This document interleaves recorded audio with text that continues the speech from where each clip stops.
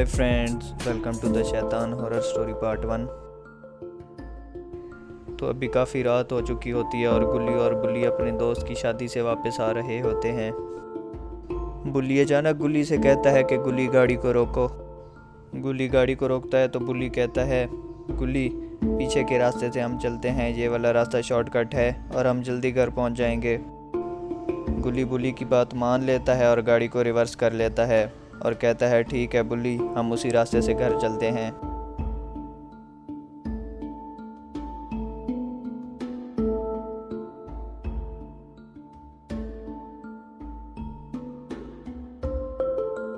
इस रास्ते पे काफ़ी अंधेरा होता है और ये रास्ता बिल्कुल सुनसान होता है।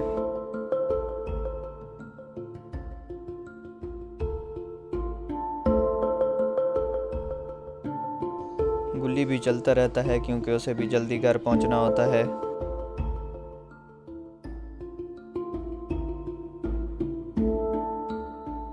तो काफ़ी देर ड्राइव करने के बाद वो एक पुराने जंगल में से गुजरते हैं।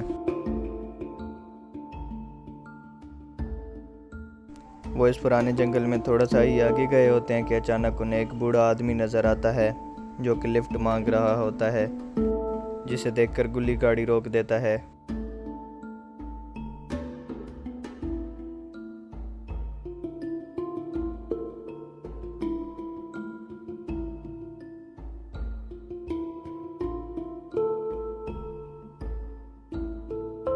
बूढ़ा आदमी गाड़ी के करीब आता है और गुल्ली और बुल्ली से पूछता है कि बेटा, क्या तुम मेरी मदद करोगे?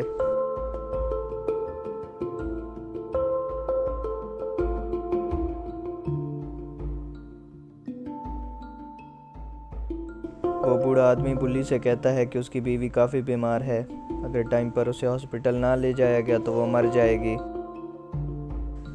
अगर तुम लोग हॉस्पिटल की तरफ जा रहे हो तो क्या हमें भी लिफ्ट दे सकते हो? किसी की जान बचाना बहुत बड़ा नेकी का काम है। गुल्ली कहता है, पर तुम्हारी बीवी किधर है? तो वो कहता है, मेरा घर यहाँ से थोड़ा सा दूर है, तो वो उसी घर में है। हम गाड़ी में एक साथ उसी घर की तरफ चलते हैं और मेरी बीवी को लेके आते हैं। ये कहकर वो गुल्ली बुल्ली की गाड़ी में बैठ जाता है और ये तीनों उसी के घर की तरफ चल पड़ते हैं। लेकिन अभी गुल्ली और बुल्ली को पता नहीं होता कि वो कितनी बड़ी मुसीबत में पड़ने वाले हैं। अचानक बूढ़ा गुल्ली से कहता है, बस यहीं पे रोक दो, घर आ गया। उसका घर देखने में काफ़ी खतरनाक लग रहा था। ऐसा मालूम हो रहा था कि कोई सालों से यहाँ पे नहीं आया। गुल्ली को घर की तरफ देखकर थोड़ा सा शक होता है कि ये कैसे इसका घर है, ये तो सालों से बंद पड़ा है। लेकिन फिर बुल्ली चुप कर जाता है और उस बूढ़े आदमी से कहता है कि जाओ तुम अपनी बीवी को ले आओ। वो बूढ़ा आदमी कहता है कि मेरी बीवी चल नहीं पाएगी, अगर तुम दोनों में से कोई मेरे साथ चले तो हम आसानी से उसे ले आ सकते हैं। बुल्ली कहता है, मैं तुम्हारे साथ चलता हूँ, और दोनों उसी बूढ़े बंदे के घर की तरफ चल पड़ते हैं।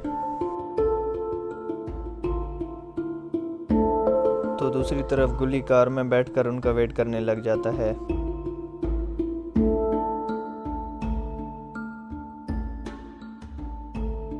तो अभी काफ़ी देर हो चुकी है, लेकिन गुल्ली अभी भी उस बूढ़े आदमी और बुल्ली का इंतज़ार कर रहा है कि कब वो अपनी बीवी को लेके आएगा और हम उसे हॉस्पिटल पहुंचाएंगे। तो गुल्ली जब काफ़ी देर इंतज़ार कर लेता है तो यही सोचता है कि मुझे अब अंदर जाकर देखना चाहिए कि बुल्ली अभी तक क्यों नहीं लौटा। तो इसलिए वो गाड़ी से निकलता है और उस बूढ़े बंदे के घर की तरफ चल पड़ता है।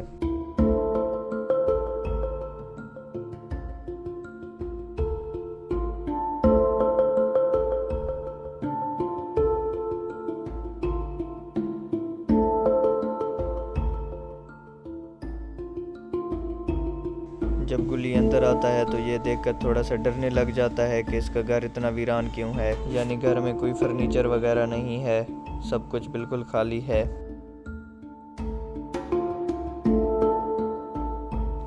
गुल्ली को नीचे तो कोई कमरा नज़र नहीं आता, लेकिन उसे सीढ़ियाँ नज़र आती हैं, तो वो सीढ़ियों पर चढ़ने लग जाता है और ऊपर की तरफ चल पड़ता है। ऊपर जाकर वो एक ऐसी चीज़ देखता है जो शायद उसे नहीं देखनी चाहिए थी। यानी कि वो उस बूढ़े बंदे को उसके सबसे खतरनाक रूप में देखता है और वो बुली पर हमला कर रहा होता है।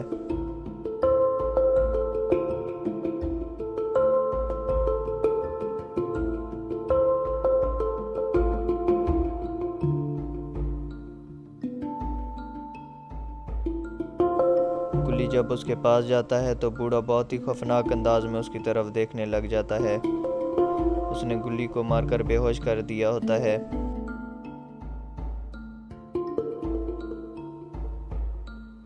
अरे ये क्या, ये तो बिल्कुल खून से लथपथ हुआ पड़ा है। इसका मतलब इसने गुली को बहुत ज़्यादा जख्म दे दिए हैं। गुली जब ये देखता है तो तेज़ी से अपनी गाड़ी की तरफ भागता है।